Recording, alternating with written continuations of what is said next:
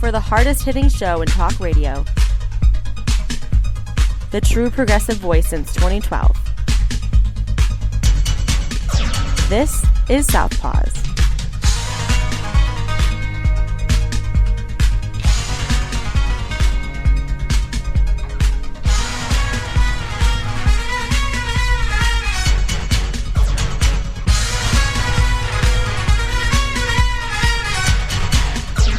And welcome to Southpaws on the Pacifica Radio Network. We are the leaders of the revolution. I'm Darren Gibson. I'm Jack Prince. Boy, Jack, we have got a fantastic story to tell everyone out of little bitty Lake Odessa, Michigan, that involves the right to life and a shooting and accusations on both sides that the other is not really telling the truth. We'll get to the bottom of everything here. Part of that story is going to be part of our Hammer Time segment. We do have two winners this week, including a charter academy in Utah that unfortunately started enforcing dress codes at a school dance. We'll get to that a little bit later as well. So we've got quite a few topics to discuss today. So before we get started, a couple reminders that you can follow us on social media by going to facebook.com/Southpaws Radio Show. You can follow us on Twitter at Southpaws Radio. You can follow us on Tumblr at southpawsradioshow.tumblr.com. You can follow us on YouTube by doing a search for Southpaws Radio. And you can become a patron of the show by going to patreon.com/Southpaws Radio. You can listen to the show anytime at Apple Podcasts, Spreaker, Stitcher, Google Podcasts, Podvine, Podcast Addict, and now Pandora by doing a search for Southpaws. Once you found our logo, you found us. We send links to our weekly episodes to our Facebook, Twitter, Tumblr, and YouTube accounts. You can listen to us on Global Community Radio Channel 1 every Saturday night at 11 Eastern. And you can listen to us on great Pacifica stations, including KCEI in Taos, New Mexico, KZGM in Kabul, Missouri, and KEPJ in San Antonio, Texas. Be sure to listen to us on your local Pacifica affiliate. And so before we get to our main story, this is kind of a tie-in. I attended a abortion rights rally yesterday in Grand Rapids, and they had several guest speakers, including State Representative Carol Glanville, who we've talked about on the show, turned her district Democrat for the first time in 30 years. David LeGrand was part of that as well, as was Michigan Attorney General Dana Nessel. And it was very nice to catch up to Dana yesterday. So, Jack, I've got a clip here that I want to play. This runs just about a minute 30. I had to ask her a couple of questions about the abortion rights issue, why it was important that she was at the rally, and it was very good to hear from her. So let me go ahead and play that clip right now. What's the importance of coming to this rally today as far as supporting reproductive rights? Well, I'll go any place in this state or any other state in order to be supportive of reproductive rights. And it's a big part of the reason why I ran for office in the first place, you know. Unfortunately, we've seen this day coming for a long time. And as soon as Justice Kavanaugh was sworn into office, it seemed very likely that Roe v. Wade would be overturned, and it has been now.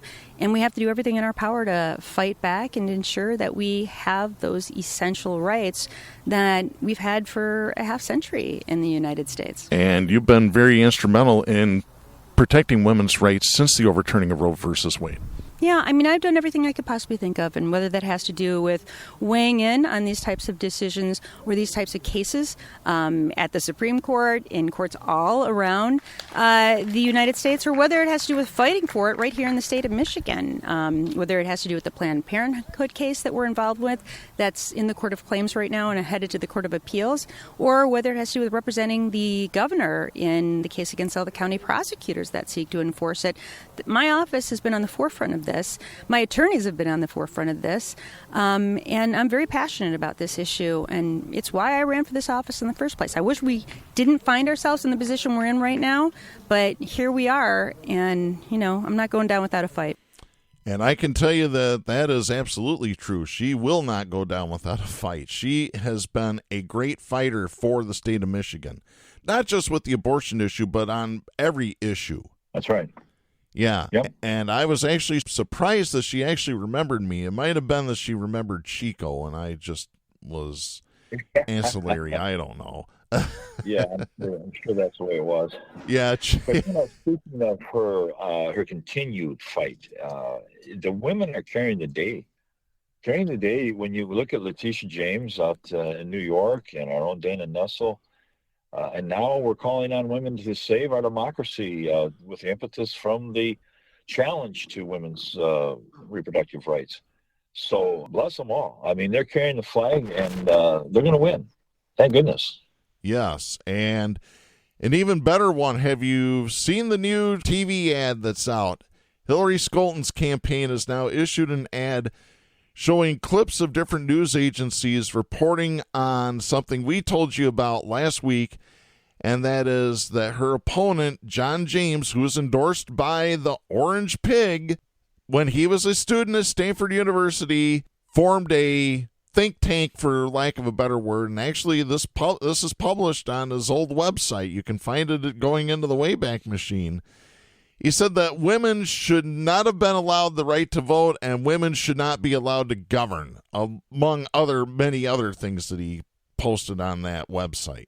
It's eerie, Darren, when we say something like this, even going back, we have a multitude of examples where we're weeks, months ahead. We said verbatim, the Democratic Party should pick this ball up and run. His statement that women shouldn't be governing is such a dinosaur utterance. It's deadly. And a week later, here they did it. Did they listen to us? It must be. I hope so. God, I hope so. It beats what they did 10 years ago when they wouldn't listen to us. And I took the chair of the Michigan Democratic Party to task on the air for about 20 minutes for not listening. So, yeah, I'm hoping things have changed now. But since we've been talking about abortion rights, we might as well get to our top story here. Did you ever think that we would have to talk about a right-to-life volunteer, for lack of a better word, being shot while distributing pamphlets? I shouldn't laugh about this, but it's going to happen. Yeah, we kind of figured it might. Well, let's get right to the top of the story here. So this happened on September 20th near Lake Odessa.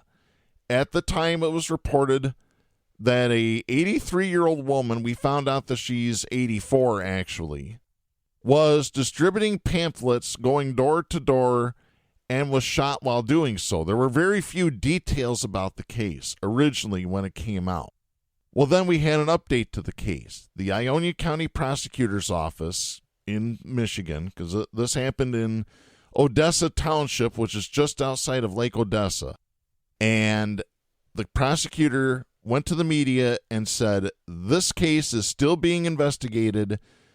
All the parties have cooperated with the Michigan State Police. They've been interviewed. Michigan State Police have the gun that was used. So we found out more details. We found out that the person who was shot was distributing pamphlets for right to life in opposition to Proposal 3, which would guarantee abortion rights in the state of Michigan under the Michigan State Constitution. It would be a constitutional amendment guaranteeing women the right to have an abortion. So then Wood TV has been right on top of this. They were the first ones to get a hold of the couple that is accused of the shooting. Well, at least the husband is. So I have this story. This is Ken Kolker writing for Wood Television. This is dated September 27th. The man who fired the shot that struck an anti-abortion rights canvasser in the shoulder last week called it an accident, but also said the volunteer had been arguing with his wife, who supports abortion rights, and refused to leave their property. 74-year-old Richard Harvey told News 8 Tuesday, quote, I came out and she is screaming and having a great old time and being told, I'm sure I heard it a dozen times, You're trespassing. Get off the property. End of quote.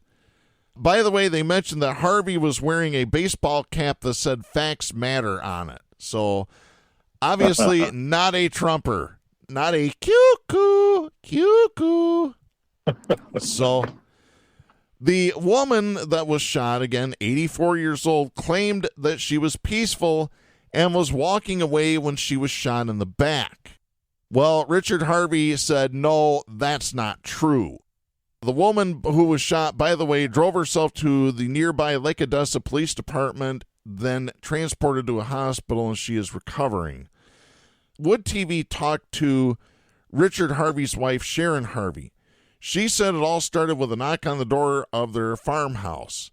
Sharon Harvey said, quote, this lady comes up to me, knocks on my door, and says that she's from some coalition to save women and babies.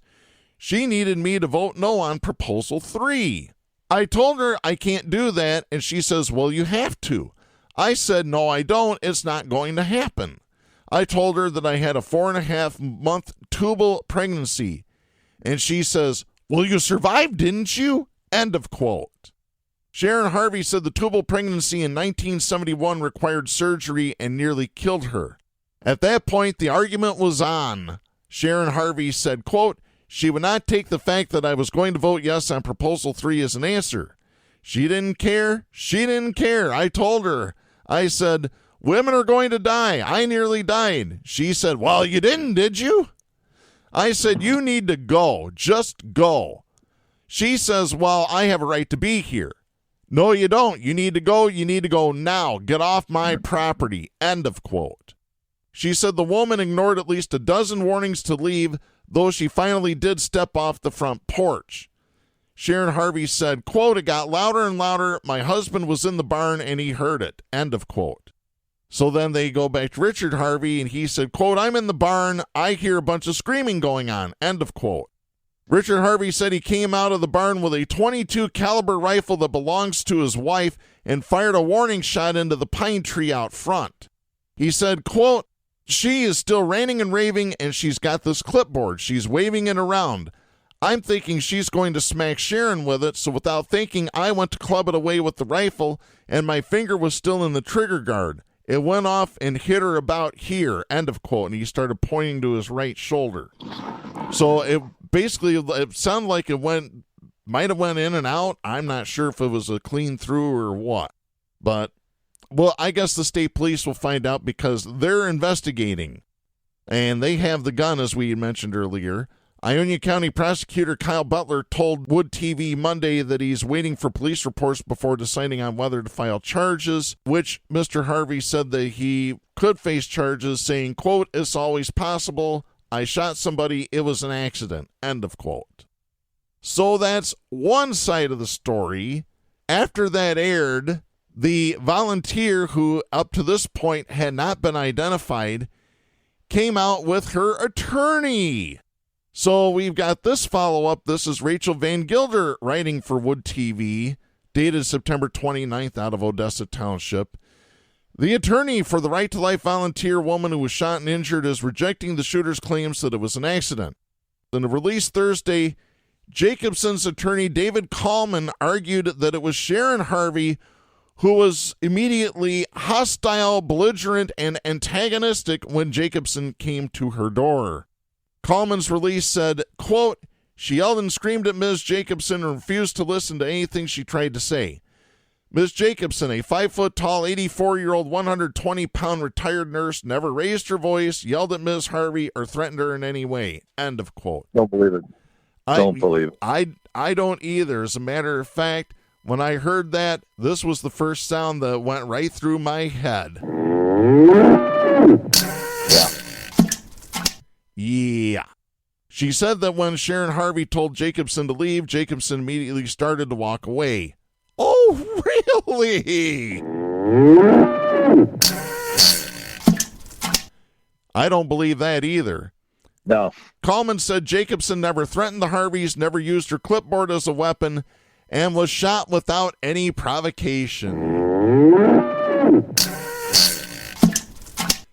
No, I'm just going to go on record right here. After hearing both sides, I totally believe the Harveys because I've dealt with these right-to-lifers before, and they are belligerent. The first indication that the homeowner does not want you there is your turnaround moment, right then and there.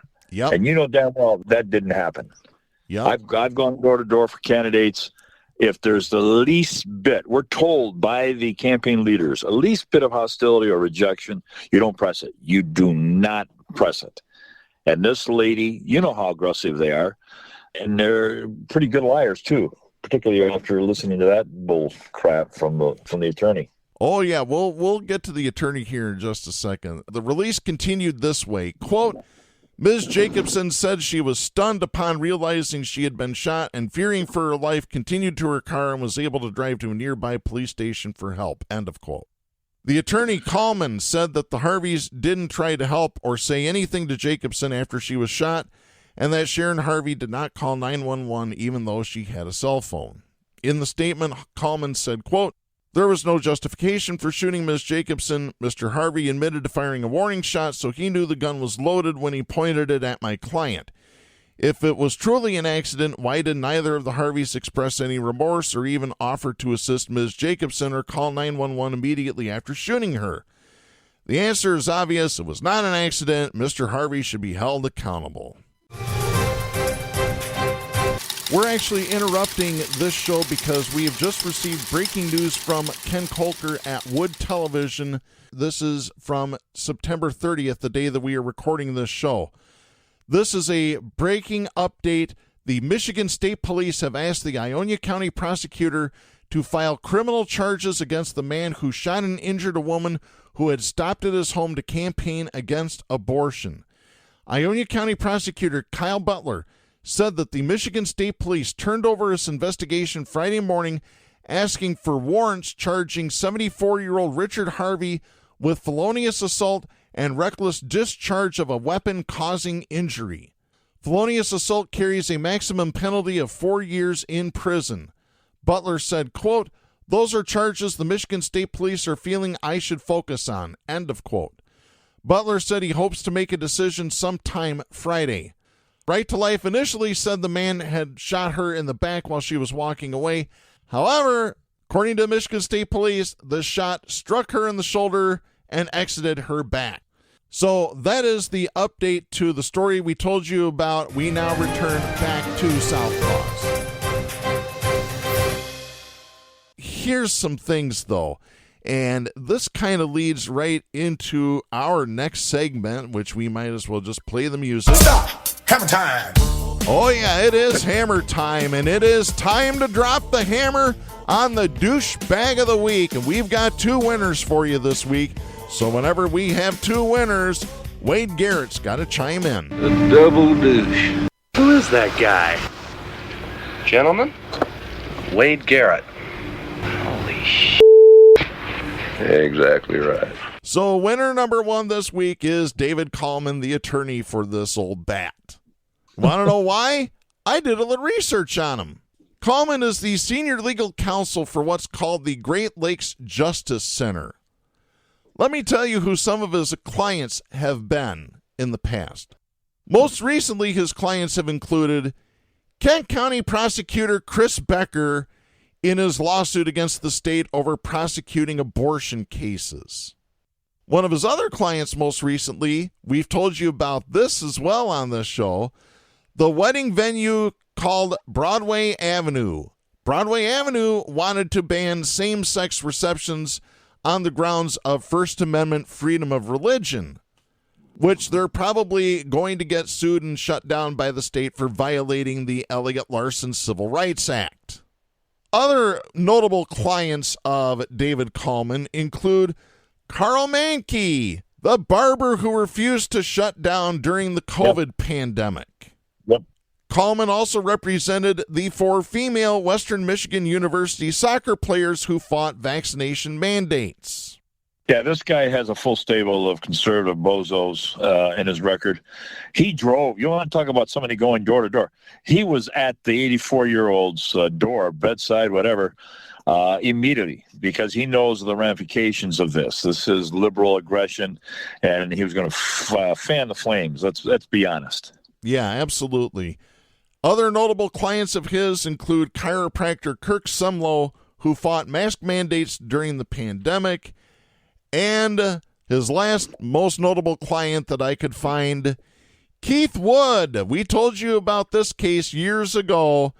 Mr. Wood was convicted of misdemeanor jury tampering for handing out flyers outside the Mecosta County Courthouse. There you go. And by the way, we should mention that Wood's conviction was overturned by the Michigan Supreme Court in 2020. Since then, Wood has hired a different attorney. He is now suing the judge, Mecosta County, and the prosecutor. So we'll see how far that goes. That suit was filed in 2021, and I haven't heard any updates on that. The right's push against Prop 3 is so laughable. Have you seen the ads where they claim the language is confusing? I feel like adding to that, most language is confusing to conservatives, but this is written in such a way that there's nothing confusing about it. And then when they make these claims, they hold up the actual document, but they don't read to you the words. They tell you what it says. That's like an old saying I used to hear. If you want to become an atheist, don't listen to people tell you what the Bible says. Read it yourself. So in the language, they're saying, well, it says here that there's no laws. The centers, the clinics, abortion clinics have this, that. They paraphrase. They don't let you read it. There's nothing confusing about it, but they know darn well, these red hatters know you have got to stop this proposal, or all of their draconian anti-women rights go up in smoke. So, folks, get out and vote yes on Prop 3. Sharon has me going door to door tomorrow, supporting it. We're headed out tomorrow. Oh, wonderful. And yeah. So I guess the big thing is the smoke that they put around these issues. You've got to fan it away a little bit. You really do, just like Darren did with this case. When you get behind all of the smoke and mirrors and find out this guy is a red hat specialist, that this guy is one of their hitmen, this attorney, it all begins to make sense. And then you say, yeah, I don't think she was being cooperative. I don't think she heeded the homeowners. I think she was a pain in the butt, like 99% of these anti-Prop 3 people. So we're going to counteract. We're going out tomorrow. I'll let you know how that goes, Darren. Yes, I would love to hear that. I tell you what, I've said it before, I'll say it again. Do you know how you can tell when Republicans are lying? It's when their lips are moving. That's absolutely true. Yes. Yep. Yeah. So, yeah, winner number 1, David Kallman. Winner number 2 is right up your alley, Jack. The American Leadership Academy in Utah. It is a charter school. I have this story. I think this is the first school that we've given Douchebag of the Week to. This is Victoria Hill and Kristen McPeak writing for KUTV, dated Thursday, September 29th. This is out of Spanish Fork, Utah. Students gathered outside of American Leadership Academy Charter School in Utah after the weekend of their homecoming dance, where students said nearly 60 girls were kicked out because of their dresses, some of which were pre-approved by the school's administration. The school later refuted the claims. So, yeah, schools just really love to hit students with dress code violations, but they only go after the women. You ever notice that? Yeah, exactly. It's ridiculous. What do they need? They need the dress from Handmaid's Tale with the little hat. That's what they need to hand the students when they go in. There you go. Isabella, a senior at the school, said, quote, I was mad that I got kicked out of the dance, but I felt sad and I felt really bad for the other girls that had got kicked out. They had their dresses pre-approved by the administration, but when they showed up, they were told that because their body was not the same as the picture of the model, they were not allowed to wear that dress. End of quote. Wow. So now we're going to start body shaming teenage girls. Isn't that lovely? Charter schools can do that. Charter schools have the right to disallow anybody from entering the school. And once you're in the school, there's no check to their balance. They can ask students to paste scripture to their forehead if they want, and there's no recourse because they're not a public school. The public has no say in private business. I can't go to McDonald's and tell them and demand them their sign is too bright. They need to diminish the light. It keeps me awake at night. Can't do it. I have no say. You have no say in the draconian actions of charter schools. You are right, Darren. When you say this is down my alley, it's still my craw with the proliferation of charter schools is so tender. It doesn't take much to get me going. Yep. I wish you would have went to the rally last night, because there were a couple people there that were also talking about the privatization of schools, and they just were not happy about that, as you have been great. Pretty much since the start of charter schools in this state. Which you can blame the DeVos family for that. You absolutely can. Yep. Students stood outside the school with signs Monday morning, with many saying the administration crossed a line by enforcing the dress code. They said girls who weren't allowed inside were being judged based on their bodies, which made a lot of girls cry. They said some girls who wore similar dresses were allowed in the dance while others weren't. Many were upset the school applies rules differently to girls with different body types.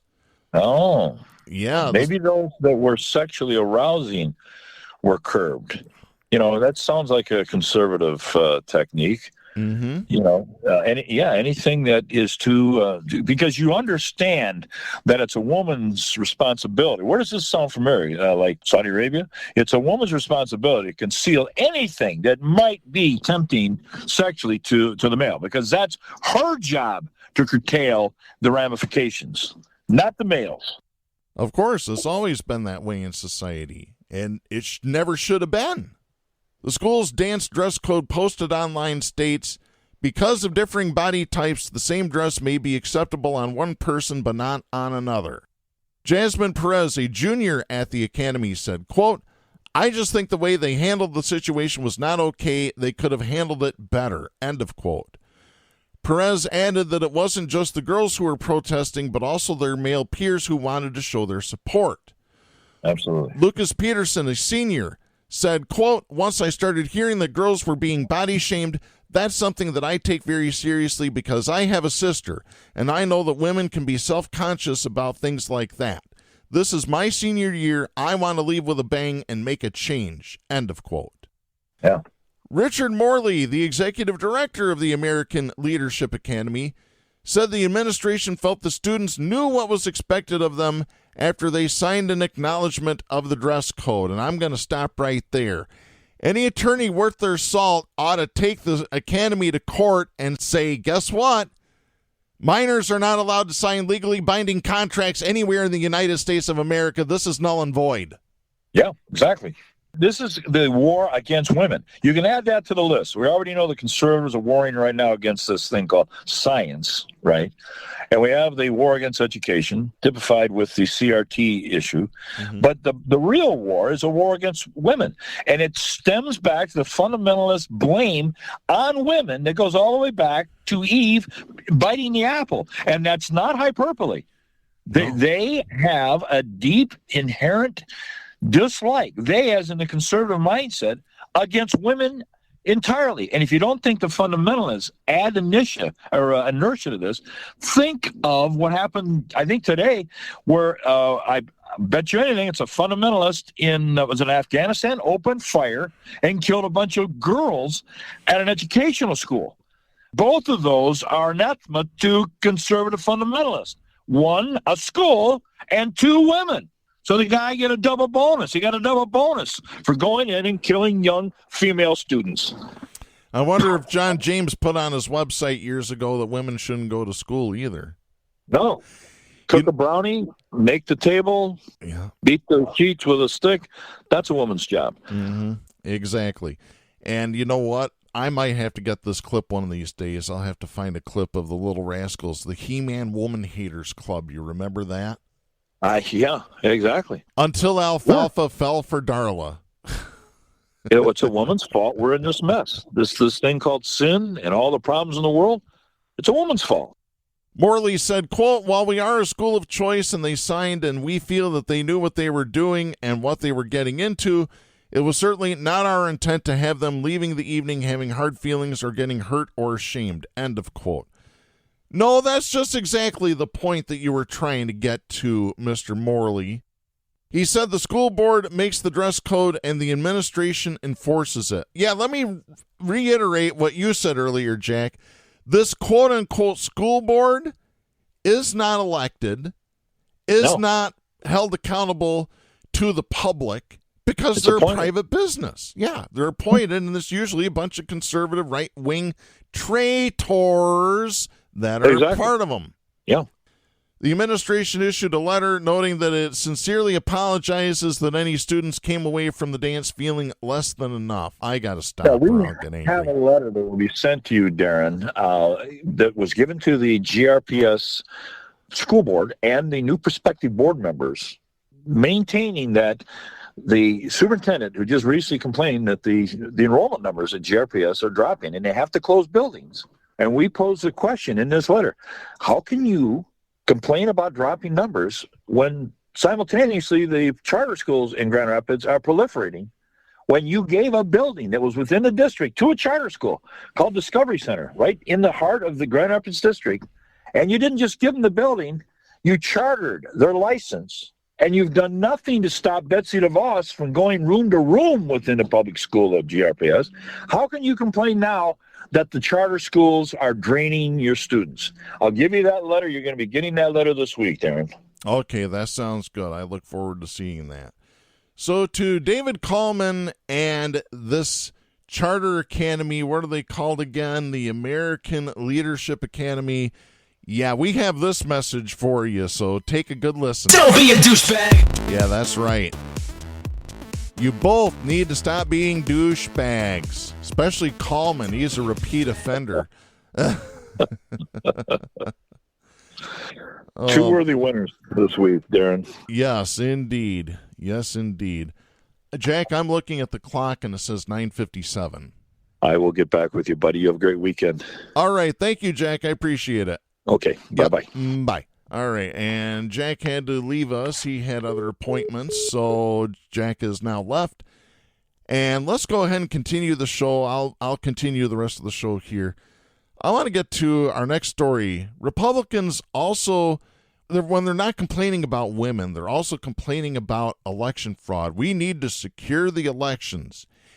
Yet every single instance of election fraud is perpetrated by Republicans, Republican supporters, Republican politicians, you name it.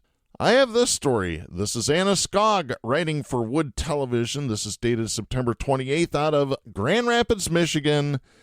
A Gaines Township election worker faces 2 felony charges for allegedly inserting a USB into equipment used in the August 2022 primary election. Kent County prosecutor Chris Becker has filed 2 charges against James Donald Hookbohr, falsifying election returns or records and using a computer to commit a crime. If convicted, he could face up to 9 years in prison and $6,000 in fines. According to Kent County Clerk Lisa Posthumous Lyons, after primary election polls closed on August 2nd, someone said they saw Hookbohr insert a personal USB drive into the electronic poll book at Gaines Township Precinct 8. An electronic poll book is a computer that holds voter registration data, including confidential personal identifying information about voters in that precinct, among which includes driver's licenses. I'll just tell you there, addresses, phone numbers, and driver's licenses.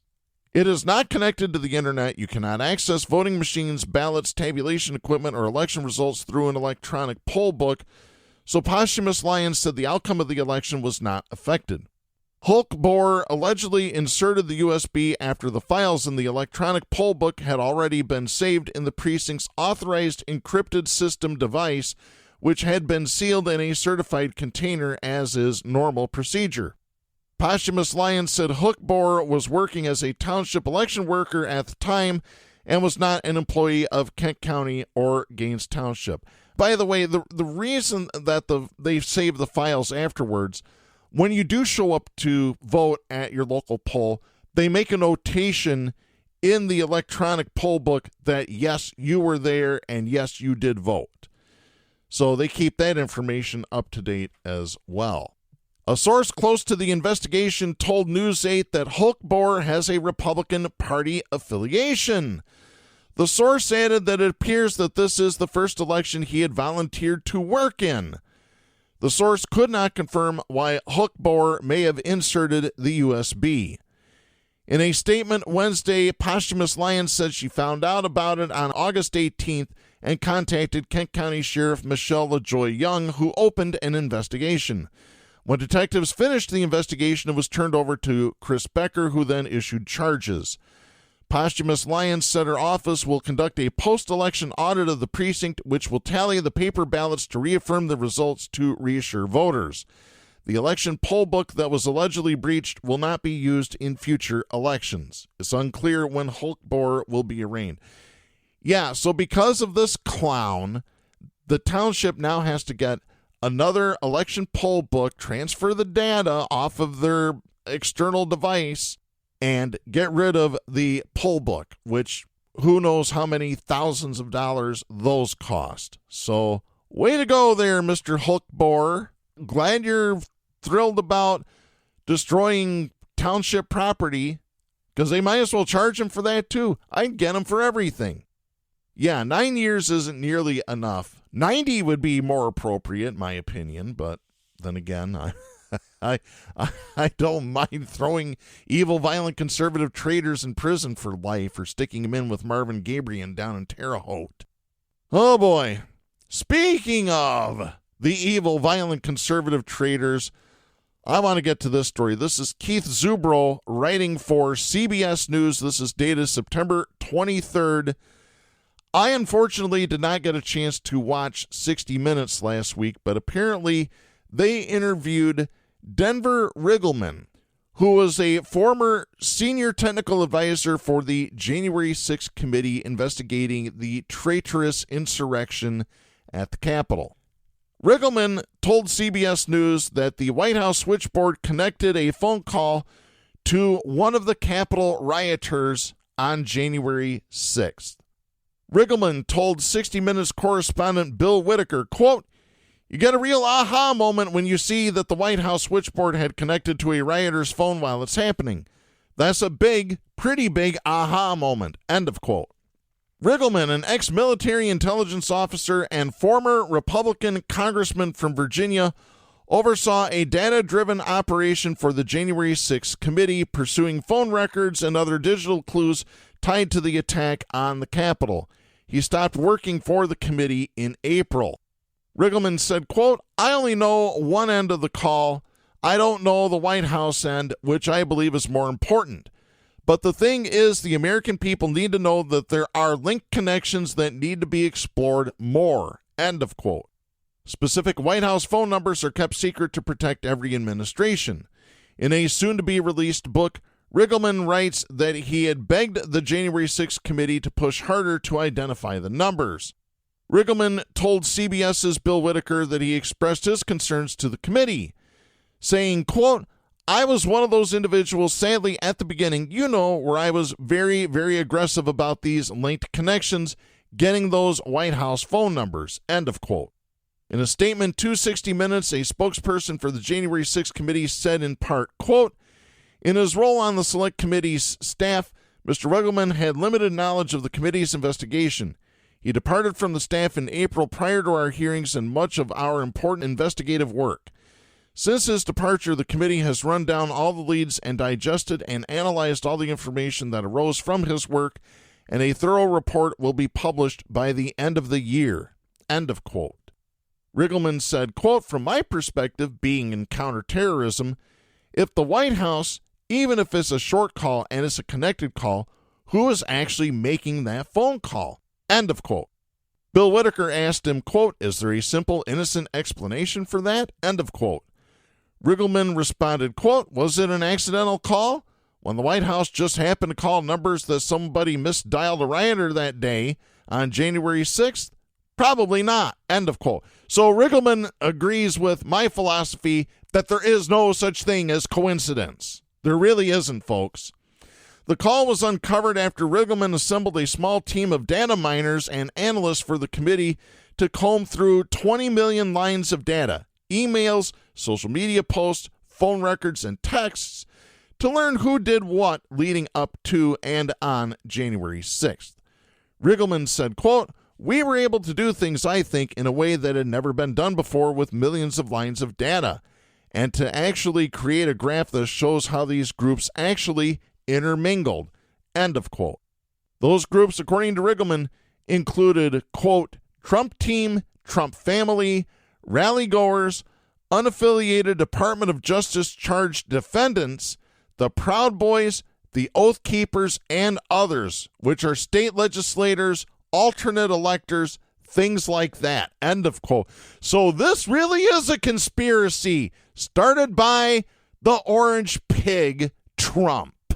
There needs to be a huge roundup of these evil, violent, conservative traitors, starting with Trump, starting with his kids, all the way down the line.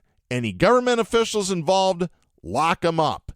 Any rioters, lock them up. Anybody that was there at the Capitol on January 6th, lock them up. Lock them all up. And then we'll let the DOJ sort them out. Oh, but you can't do that. Oh, it's just, you're going to start a civil war in this country. The second civil war is coming. The second civil war is coming. In the words of the late, great professional wrestler Scott Hall, don't sing it, bring it. There's what I feel about that. Because you'll find out how many liberals and progressives actually own firearms and know how to use them. It's real simple. I've said it before. You'll find out the hard way. Because that's the only way that these knuckleheads learn their lessons is the hard way. Let's get to our next story here. This is Bill Freilich and Josh Monroe writing for WWTV and WWUP-TV out of Cadillac, Traverse City, Michigan. This is dated September 26. So if the violent conservative traitors aren't rigging elections, they're now threatening Democratic candidates that are running for office. Listen to this, folks. A candidate for Congress is on the receiving end of a death threat. The Democratic candidate for Michigan's 1st congressional district said he received a death threat targeting him at a campaign event in northern Michigan. Bob Lawrencer's campaign says that the threat came last Thursday, and police have been investigating ever since. Lawrencer said this threat came in by text message. In fact, it was a reply to a mass text message sent out by the campaign alerting people to an upcoming campaign event in Antrim County. Lawrencer says, quote, "This was a texting program. A staff member sent it out. You get replies back. Some say, yep, we'll be there. Thank you very much. Some of them are not so nice. This was literally an assassination threat," end of quote. The text read this way, quote, "I am going to assassinate Dr. Bob Lawrencer during this event using a Remington 270 rifle from the rooftop of a nearby building the moment he exits his vehicle," end of quote. Lawrencer said, quote, "If you don't like the text, right, I would hope all of you have to end up doing is saying stop, and everybody stops. Instead, we got a very specific assassination threat stating how, when, and where," end of quote. Lawrencer says it does make him think twice. He said, quote, "It does give you pause. My first thought to this, are we safe? I definitely won't have an event if there's any threat to the public," end of quote. But he said that he will move forward with campaign events. He said, quote, "We have not been advised to change our plans at this point. We will proceed. The police and Michigan State Police are giving us advice. If they change their advice, we will change our plans, but at this point, we are moving forward," end of quote. He'll be on the road from his home in the Upper Peninsula for several stops in northern Lower Michigan. He said, quote, "We have, I think, 6 different events Wednesday through Sunday. I'll be down to multiple different counties. I'm looking forward to it. We will move on with the campaign. We will not let this stop us," end of quote. State police confirmed that they're looking into the threat and where it came from. Lawrencer said, quote, "It's allegations to them, but I got a copy. It's more than an allegation, right? When you read it, when, where, and how," end of quote. WWTV and WWUP-TV reached out to the office of Lawrencer's opponent on the November ballot, current Congressman Jack Bergman. Bergman says he and his staff receive nearly daily threats and says, quote, "I hope the police fully investigate this alleged threat and the person responsible is held accountable. Republican or Democrat, there's no room for this sort of behavior in politics. It's unacceptable and must be condemned," end of quote. In the meantime, it is causing some sleepless nights. Lawrencer said, quote, "Who are we? What happened to us? I still think about that. Tried to go to sleep at 11 o'clock. Guess what was going through my mind?" End of quote. The campaign office says that the threat was reported to the Ionia County Sheriff's Office where the threat was received, but also to the Elk Rapids City Police. So we'll see what happens there. Yeah, unbelievable. I keep saying, evil, violent, conservative traitors. Right there's your proof, folks. I'm going to go up to the top of a building with a Remington 270 rifle, and I'm going to shoot the candidate when he gets out of his vehicle. Do you know how crazy that sounds, saying those words? It's absolutely crazy. But crazy is what we got when we got Trump. Speaking of Trump, I want to get to this story. This is Jacqueline Thompson and Sarah N. Lynch writing for Reuters. This is dated September 29th. Lawyers for Donald Trump are resisting a federal judge's instruction to submit a sworn declaration on whether they believe the government's list of property taken from Trump's Florida estate is accurate. According to a letter publicly filed by Trump's lawyers on Wednesday, Trump's legal team told senior U.S. Judge Raymond Dearie, who is reviewing the materials taken in the federal raid of Mar-a-Lago, that they don't believe Dearie has the authority to require them to make such filing.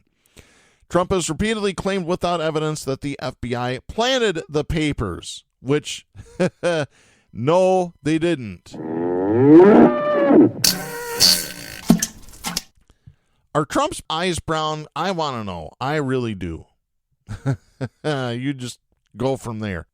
The letter from Trump's lawyers dated September 25th says the order by another federal judge appointing Dearie to conduct the outside review of the materials only requires that the government file a declaration on the accuracy of the inventory list and not Trump. Trump's lawyers also said they cannot verify the accuracy of the property list because they do not currently have access to information taken in the raid that was marked as classified. Dearie had ordered Trump to make the filing by October 7th. Dearie has not yet addressed the objection. Dearie's order asked Trump to list any items that were seized but not listed in the inventory, any items that were not seized and erroneously included on the list, as well as any possible errors in the inventory about the location of seized items. Trump's attorneys also said in a letter filed in court Wednesday that the roughly 11,000 records seized by federal agents consist of almost 200,000 pages. They said the volume is hindering their ability to hire an outside vendor who can upload and host the documents so parties involved in the case can see them. Dearie was appointed by U.S. District Judge Eileen Cannon at Trump's request and over objections from the Justice Department to review the more than 11,000 records seized from Mar-a-Lago on August 8th. He is required to weed out any records that could be subject to claims of attorney-client privilege or executive privilege, a legal doctrine that can shield some White House communications from disclosure. Initially, Cannon ordered Dearie to include in his review about 100 documents marked as classified, but the U.S. Court of Appeals for the 11th Circuit reversed this decision after the Justice Department appealed, which we talked about on last week's show. The appellate court also ruled that the Justice Department can immediately resume using those classified records for its ongoing criminal probe after Cannon had barred them from doing so. Trump had resisted efforts to carve out material with classified markings from the review.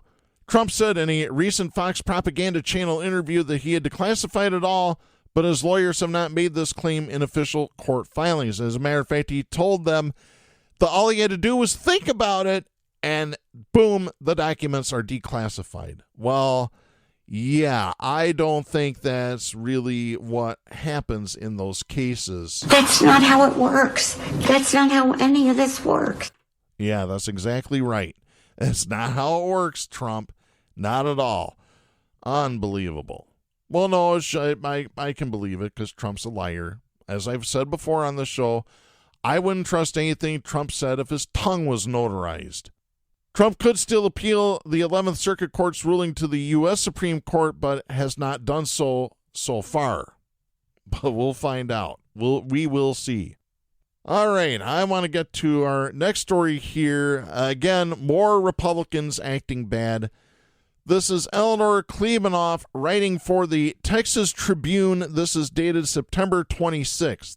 This is a crazy story in and of itself, folks. Texas Attorney General Ken Paxton fled his home in a truck driven by his wife, State Senator Angela Paxton, to avoid being served a subpoena Monday, according to an affidavit filed in federal court.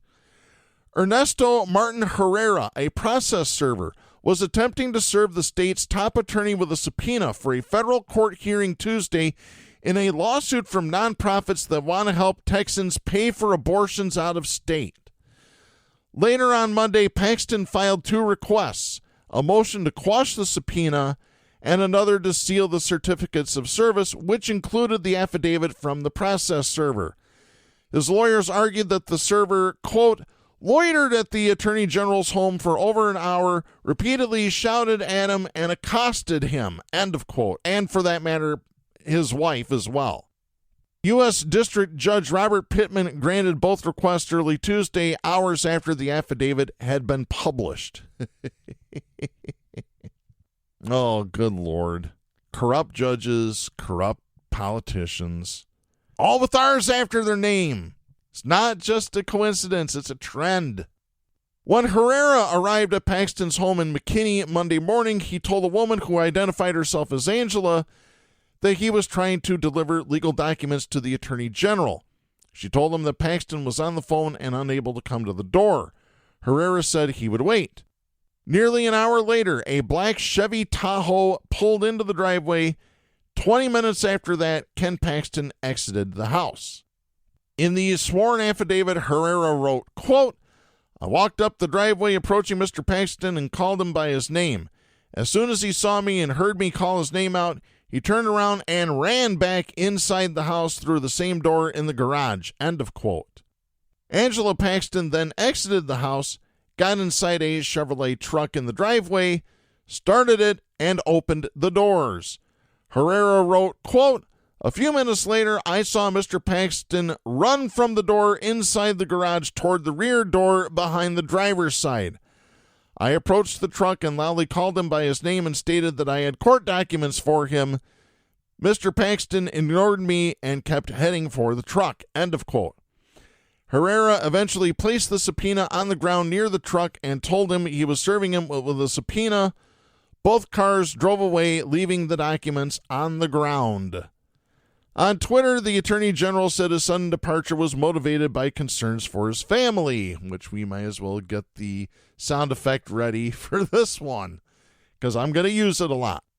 On Twitter, he wrote this, quote, it's clear that the media wants to drum up another controversy involving my work as Attorney General, so they're attacking me for having the audacity to avoid a stranger lingering outside my home and showing concern about the safety and well-being of my family.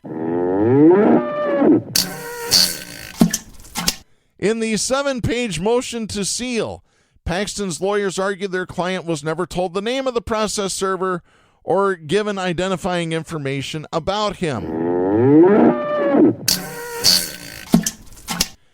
They further argued it was at best reckless and irresponsible to publicly release the Attorney General's home address, writing in the motion that the detail, quote, served no legitimate litigation purpose and it is wholly irrelevant to the substantive issues before the court.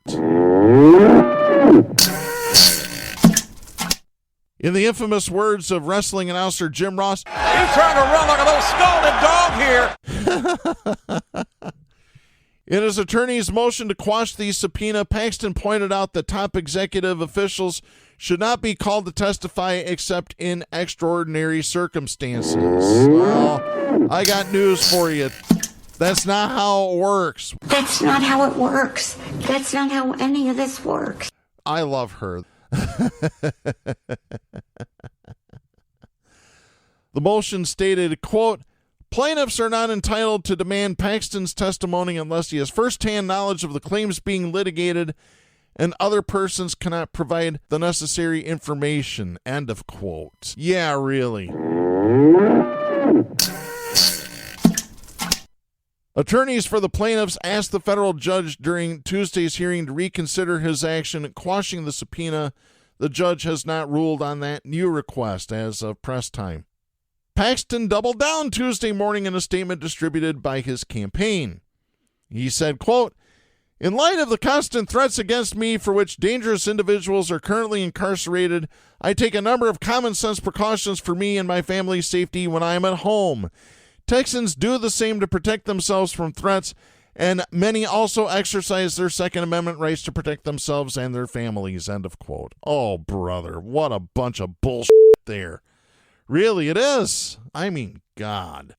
Continuing the story, Paxton has been under indictment for securities fraud for 7 years and faces a whistleblower lawsuit from former top deputies who accused him of abuse of office. Paxton has denied wrongdoing. Of course he has. They deny it all. They're precious and they can't do anything wrong. That's how all these evil, violent, conservative traitors feel. He was forced into a runoff for the Republican nomination for another term in office after high-profile Republicans, including former Texas Supreme Court Justice Eva Guzman and Land Commissioner George P. Bush, tried to unseat him.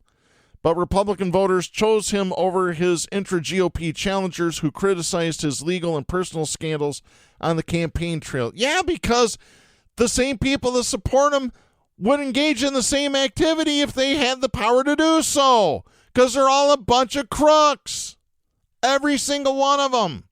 By the way, Paxton faces Democrat Rochelle Garza in November, and I hope the voters in Texas finally do something for once, which is to grow a brain and vote this son of a bitch out of office, because he's going to continue with the same behavior if he's not stopped now. Because he's continued it in the past, he doesn't care. He thinks he is above the law. He thinks he can do whatever he wants to. And it's up to the voters to say, no, you're not allowed to do this, and you're going to pay consequences for your actions. It's the same up here in Michigan. You've got Republicans. Women don't have the right to vote. Women shouldn't be granted the right to vote. Women shouldn't be granted the right to govern. Women shouldn't be able to get an abortion any time they want to. You know what? It's men. It is violent, conservative men who want to control women at every aspect. They want to control what they can say, what they can do, and what they can do with their bodies. They want to make them slaves, broodmares, you name it. That's what Republican men do. All of them. Period. End of story. And with that, that's going to wrap things up for this week.